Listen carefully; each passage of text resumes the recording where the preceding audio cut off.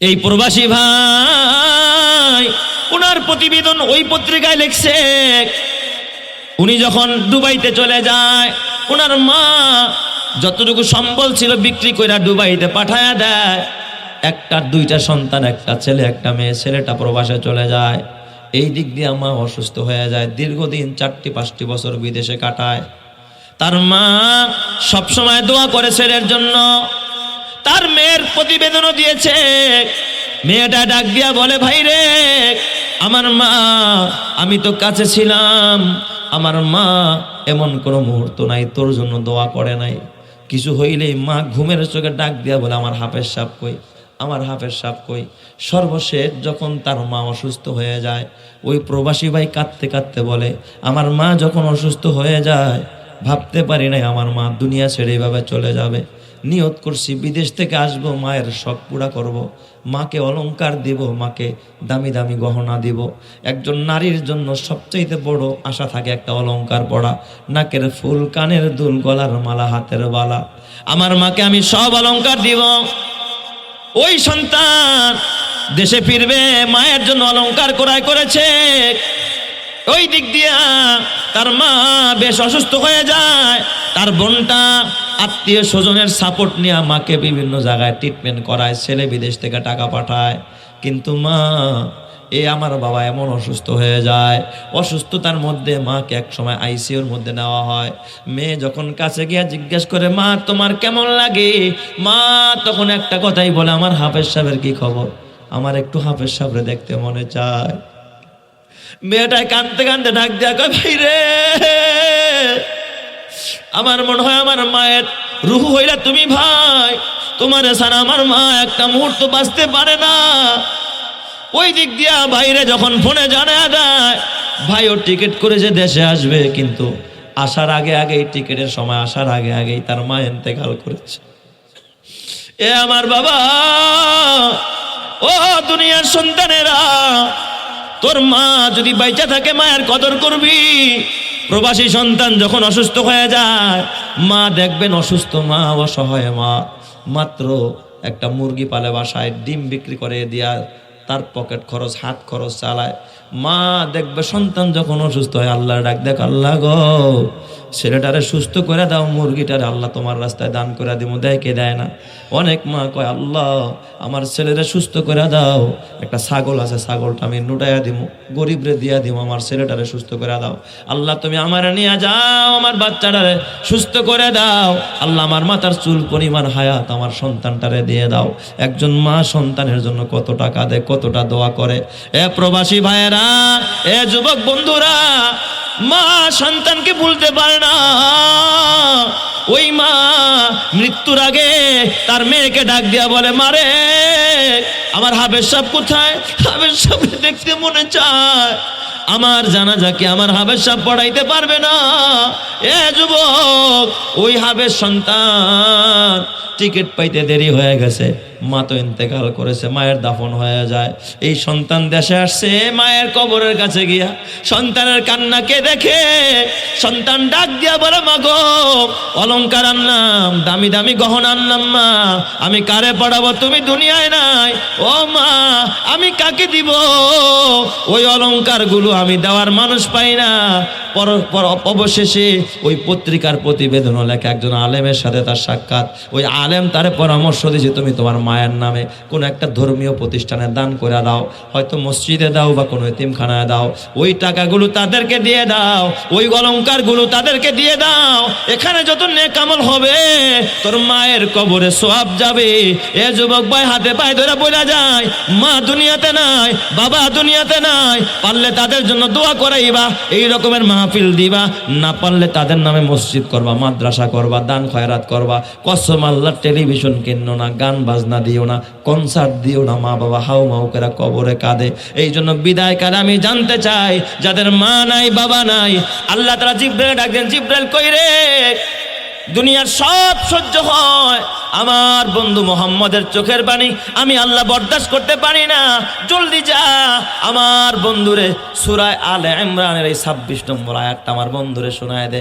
কুল আল্লাহুম্মা মালিকাল মুলক, হে আল্লাহ তুমি রাজত্বের মালিক, তুতিল মুলকা মান তাশা, যারে খুশি তারে রাজত্ব দাও। ওয়া তানজিউল মুলকা মিম্মান তাশা ওয়া তুইজ্জু মান তাশা ওয়া তুযিল্লু মান তাশা বিয়াদিকাল খায়র ইন্নাকা আলা কুল্লি শাইইন কাদির।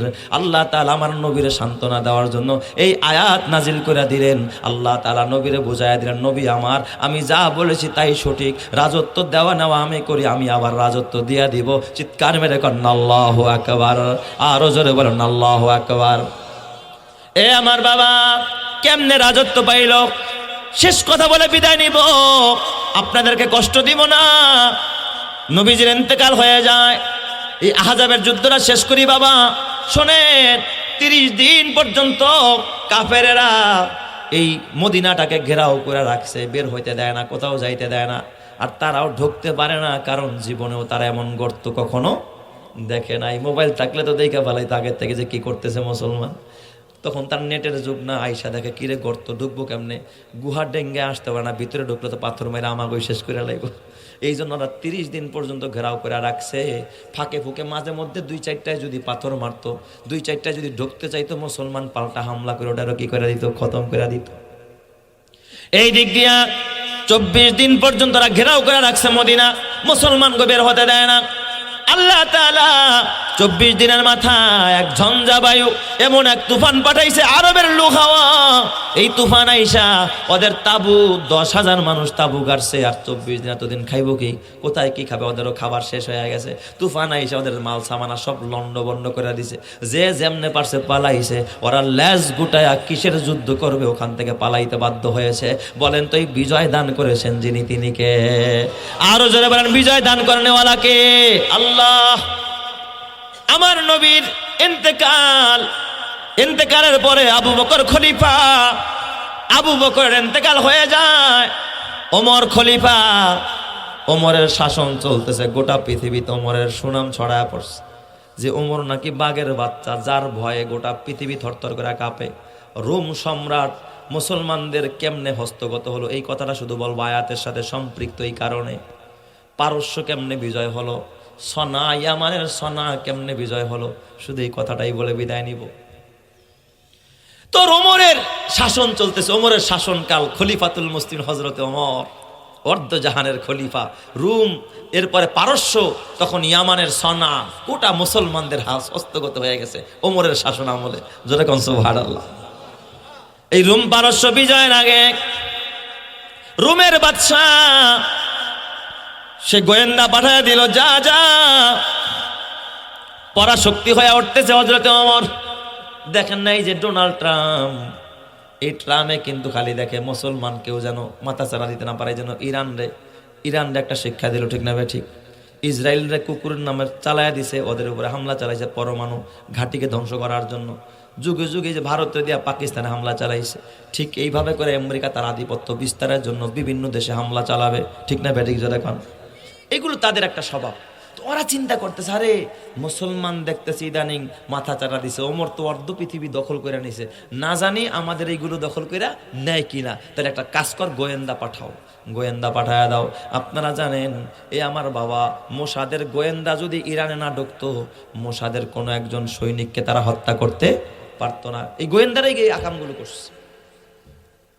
গোয়েন্দা পাঠায় দিছে 2 জন গোয়েন্দা, যাও যাও মদিনায় যাও, দেখো ওমরের এত কি শান শৌকত, কেন ওমরের মানুষ ভয় পায়, গোটা পৃথিবী কেন ওমরের পায়ের নিচে চলে যায়, কারণ বুঝি না। যাও গোয়েন্দারা রিপোর্ট করো। 2 জন গোয়েন্দা সে রোম থেকে, তৎকালীন যুগের সুপার পাওয়ার রোমান সম্রাট, যেই রোম বর্তমানে তার আধুনিক নাম হলো ইতালি। এই রোমের বর্তমান নাম কি? ইতালি। তখন ইতালি এত ছোট ছিল না, কয়েকটা রাষ্ট্র মিলা, কয়েকটা দেশ মিলা ছিল কি রোমের রাজধানী। এই রোম সম্রাট 2 জন গোয়েন্দা পাঠাইল মদিনায়। ওরা আয়েশা বাদশার প্রেসিডেন্টের বাসভবন খুঁজতেছে। আয়েশা নিজেরা গোয়েন্দারা তো কাউরে কিছু জিজ্ঞাসা করে না, জিজ্ঞাসা করলেই তো কি খাওয়া যাবে, ধরা খাওয়া যাবে। খালি নিজেরা তালাশ করতেছে, দেখলেই তো বুঝা ফেলাম এটা ওমরের বাসভবন, ওমরের বাসভবন, এটা তো আমাদের উপদেষ্টার বাসভবন, এটা প্রধানমন্ত্রীর বাসভবন, এটা অমুক মন্ত্রীর বাসভবন, এমন নির্ধারিত থাকে কি থাকে না। ওরা তালাশ করে দেখে পুরা মদিনার মধ্যে কোনো ভিআইপি কোনো বাসভবন নাই। তাইলে বাচ্চা কই থাকে ওদের? এক লোকরে জিজ্ঞাসা করতেছে, ও ভাই, আমিরুল মুমিনিন হযরত ওমরের বাসভবন কোনটা? ওই লোকটা হাও মাও করে হাইসা দিছে, খিলখিলে হাইসা দিছে। এই মিয়া, তুমি কি এই দেশে থাকো না? ওমরের আবার বাসভবন কই থেকে আসে? আর কোনো বাসভবন ঠাসভবন নাই। সাধারণ মানুষ যেমন থাকে হযরত ওমরও তেমন থাকে। ওমরের বাসভবন নাই, তবে ওমরের একটা কলিজা আছে। আল্লাহু আকবার, জোরে কইতে আল্লাহু আকবার। ওমরের বাসভবন নাই, তবে ওমরের কি আছে? একটা কলিজা আছে, একটা কলিজা। তাই নাকি? কয় তাহলে এখন ওমর কোথায় আছে? উনি তাকায় দেখে, বেলার দিকে তাকাইলেন, তাকায় দেখে জাওয়ালের টাইম, জোহরের পরে কাইলুলা করা সুন্নত। কয় এই টাইমে হযরত ওমর জান্নাতুল বাকি, যারা হজে গেছেন মদিনায়, ওই জান্নাতুল বাকির পাশে তখন বাবলা গাছ ছিল, বাবলা গাছ। এখন তো পুরাটা গাছ কাইটা জান্নাতুল বাকিকে বড় বানানো হয়েছে। আগে কিন্তু এত বড় ছিল না। এখন গাছ গুছ কাইটা পুরাটাই জান্নাতুল বাকি, কিন্তু আগে চতুর্দিক দিয়ে বাবলা গাছ লাগানো ছিল। ওই বাবলা গাছের পাশে হয়তো বা হযরত ওমর কাইলুলা করতেছে। সুবহানাল্লাহ, যেরকম সবাই। গাছের নিচে কোথায়? কবরস্থানের পাশে, গোরস্থানের পাশে। সিরাত ইবনে হিশামের মধ্যে লেখে, হযরত ওমর জোহরের নামাজের পর কাইলুলা করতেন। কাইলুলা করা সুন্নাত, আমার নবীও কাইলুলা করতেন। এই কাইলুলা করার জন্য ওমরের কোনো বাসভবন ছিল না। খোলা মাটির নিচে হযরত ওমর কবরস্থানের পাশে, বাবলা গাছের পাশে এমন ভাবে শুইতেন, ওমরের নজরটা ওই কবরবাসীর দিকে। কাইতে শুইতেন আর পাশেই দেখতেন এই যে একটা কবর, ওই যে আর একটা কবর, এই যে অমুকের কবর, আবু বকর অমুকের কবর, ওই যে আরেকজনের কবর। এইভাবে কবরগুলো দেখতেন। হযরত ওমরও একটা ইট মাথার নিচে দিয়া গাছের নিচে শুয়া থাকতেন আর কাইলুলা করতেন। হযরত ওমর ওখানে শুয়া শুয়া কানতেন আর ডাক দিয়া বলতেন, ভাইরে, আজকে তোরা মাটির নিচে আসোস, আমি এখন উপর আছি, আমি তো একটা সময় আবার মাটির নিচেই চলে যাও। কিসের এত বাহাদুরি? এটাই ছিল ওমরের ক্ষমতা। ওমর নিজেকে এতটা তুচ্ছ মনে করত, কাঁদতেন ওখানে শুয়া। কবরের দিকে তাকাইতেন হযরত ওমর। গোয়েন্দারা তালাশ করতেছে, কোথায়? কয় যাও যাও, ওই বাবলা গাছের নিচে, হয়তো ওখানেই পাইবা। কাছে গিয়া দেখে শুধুমাত্র একটা লুঙ্গি পড়া, শরীরটা খোলা, গায়ে দেওয়ার মতো কোনো জামা পরার মতো কোনো কাপড় ওমরের গায়ে নাই। সুবহানাল্লাহ, জোরে কর সবাই। এত অভাবে সময় কাটাইতেন হযরতে ওমর। শুধুমাত্র তার লুঙ্গিটা পরা, শরীরটা খোলা, গায়ে দেওয়ার মতো কোনো পোশাক। হযরতে ওমর ওখানে ঘুমায়, চোখ বন্ধ। লোক দুইটা যখন দাঁড়াইছে, ওরা বুঝতে পারে নাই, ওরা মনে করছে এখানে কোনো পাগল ঠাগল মনে হয় শুয়ে রয়েছে। ওমর তো এটা না, অর্ধজাহানের খলিফার তো এই হালাত থাকতে পারে না। ওরা বুঝে নাই, চেনেও না এটা ওমর। মিডিয়া না, যে মিডিয়ায় চেহারা দেখা বুঝা ফেলাইবে এটাই ওমর। ওরা বুঝে নাই, ওরা ভাবছে এখানে কোনো পাগল ঠাগল শুয়ে রয়েছে, ওমর মনে অন্য জায়গায়। কাছে যখন দাঁড়াইলেন, ওই পাগল বলুক আর যাই বলুক, দেখার সাথে সাথে ওদের কলিজার মধ্যে কাঁপাকাঁপি আরম্ভ হয়ে গেছে। হঠাৎ আশপাশ দিয়ে হাটে দুইজনে কথা কয়, ওমরের ঘুমায় গেছে। ওমর উঠা বসলেন, জিজ্ঞেস করলেন, এই তোমরা কারা? কোথার থেকে আসছো? কেনই আসছো? এখানে কি চাও? লোক দুইটা ডাক দিয়া বলে, আমি উর্দুজাহানের খলিফারে তালাশ করি, ওমরে তালাশ করি। ওমরে দেখছেন নি? কয় বলো, আমি তো ওমর।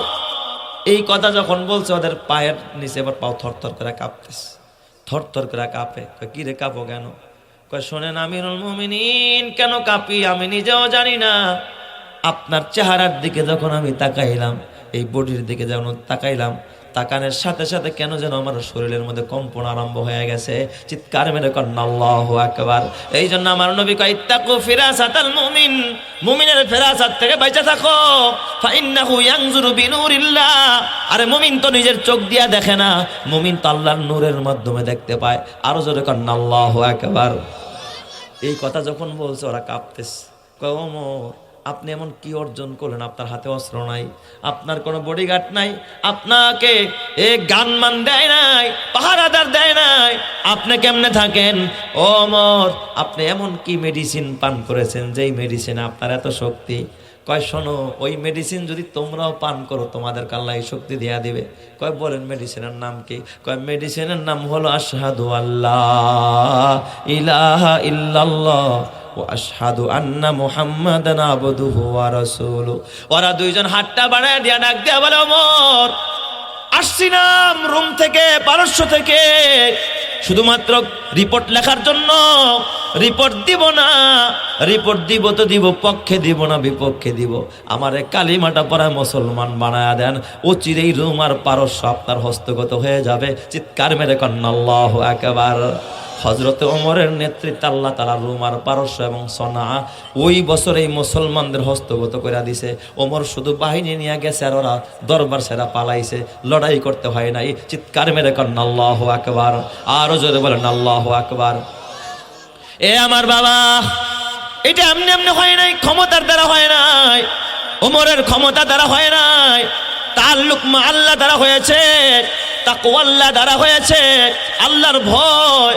এ আমার বাবা, আমি বিদায় কালে শেষ কথা বলবো, এখন এই মোনাজাত দিব। ও পর্দারের মা, ওই তাকওয়াল্লাহ অর্জন করো, আল্লাহকে ভয় করো গো মা। আল্লাহর ভয় যদি তোমার দিলে থাকে, যে আল্লাহকে ভয় করে গোটা পৃথিবী তারে ভয় করে, যে আল্লাহকে ভয় করে না গোটা পৃথিবী তারে ভয় করে না। আদর্শ নারী একটা পত্রিকা আছে আমাদের বাংলাদেশ, এই পত্রিকার একটা প্রতিবেদন আমি পড়লাম, মা আর সন্তানের প্রতিবেদন, এক প্রবাসী ভাইয়ের প্রতিবেদন। প্রতিবেদনটা পড়ে আমি নিজেও চোখের পানি রাখতে পারি না রে বাবা। এক প্রবাসী ভাই দীর্ঘদিন প্রবাস জিন্দেগি কাটায়। এই সন্তানটা প্রবাসে যাওয়ার আগে তার বাবা মারা যায়। তার বাবার স্বপ্ন ছিল সন্তান হলে মাদ্রাসায় দিবে। বাবার স্বপ্ন অনুযায়ী তার মা তাকে মাদ্রাসায় দেয়, কিন্তু তার মা ছিল বড় নেককার মা, বড় দিনদার মা, বড় পরহেজগার মা।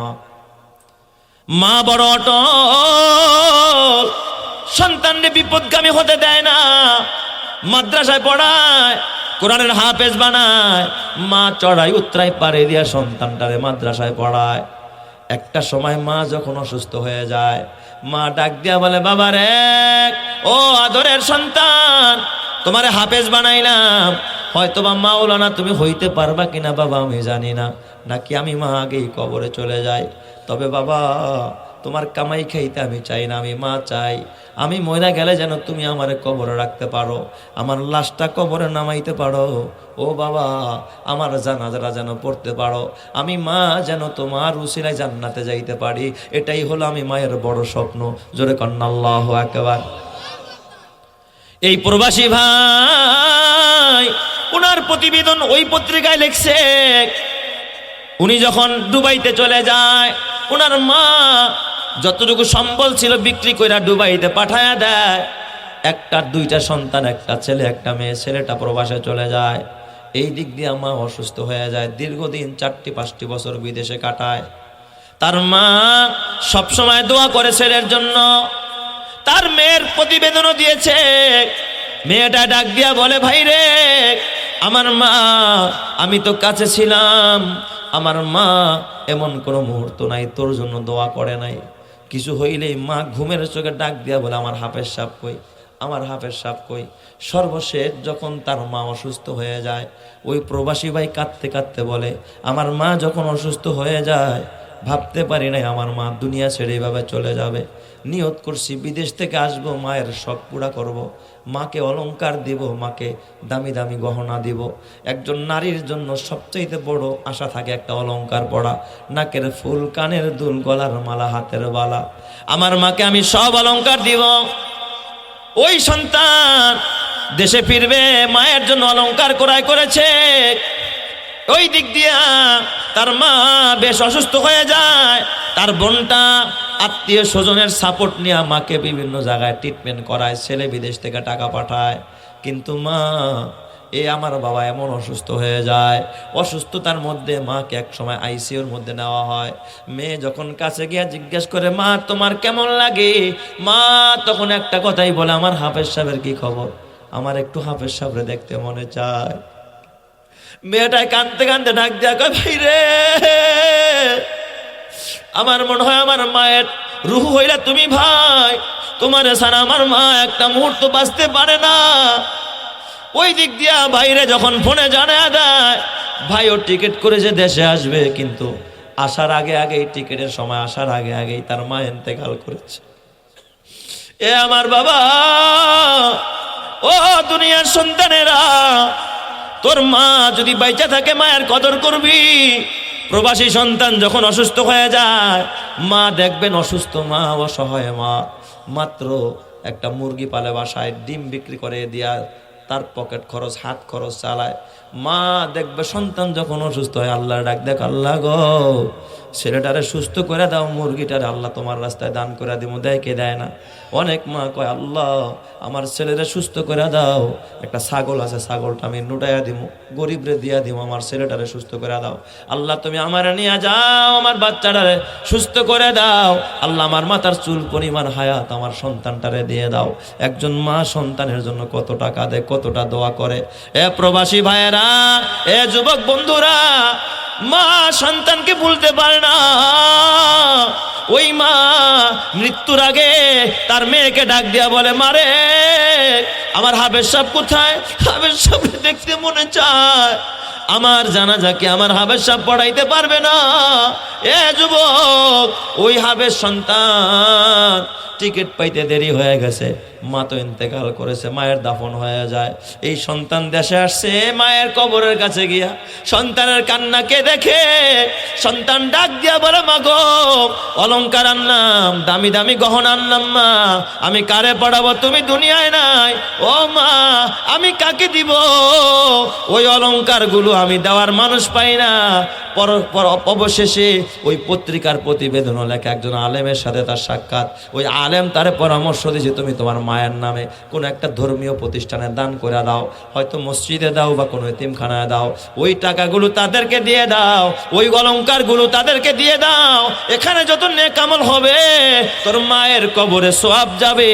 এ যুবক ভাই হাতে পায়ে ধরে বলা যায়, মা দুনিয়াতে নাই, বাবা দুনিয়াতে নাই, পারলে তাদের জন্য দোয়া করাইবা, এই রকমের মাহফিল দিবা, না পারলে তাদের নামে মসজিদ করবা, মাদ্রাসা করবা, দান খয়রাত করবা। কসম আল্লাহ, টেলিভিশন কিনো না, গান বাজনা দিও না, কনসার্ট দিও না। মা বাবা হাউ মাউ করে কবরে কাঁদে। এই জন্য বিদায় কালে আমি জানতে চাই, যাদের মা নাই বাবা নাই,